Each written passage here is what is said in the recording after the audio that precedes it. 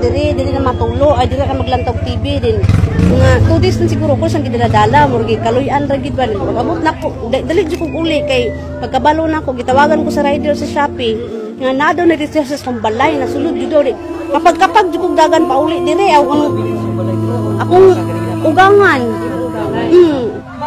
Sakay og single motor. Pila sila mo? Tulo.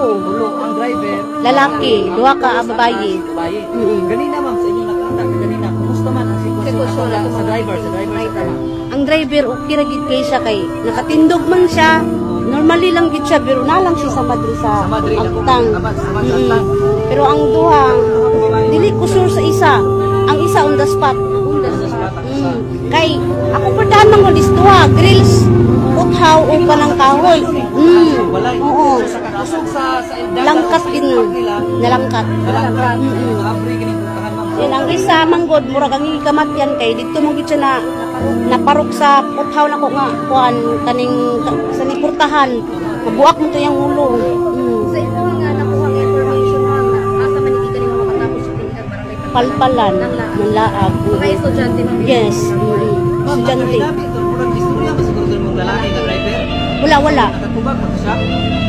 Gidala naman police station mga ata. Ma'am, sa inyo na siren ma'am, wala dili ka sila lango sa inyo mga ubo kung nakainom sila. Dili po ko sure. Siguro nakainom to sila. Siguro ambot lang dili po ko sure. Dili ka sure.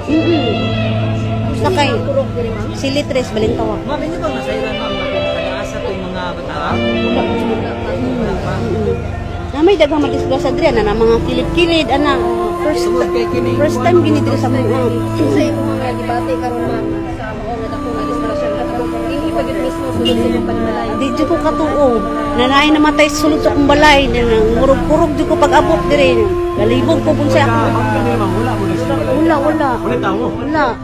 Ay naitaw akong kangan. Stroke. Way na among. Yes, ikaluyan gid in taon nga nanggawas daw akong anak kuno kay naghawid-hawid sa mga sa baka. O nakigdula sa baka ba sa gawas. Wala tao dito panahon na ma'am sa inyo. Ako kangan.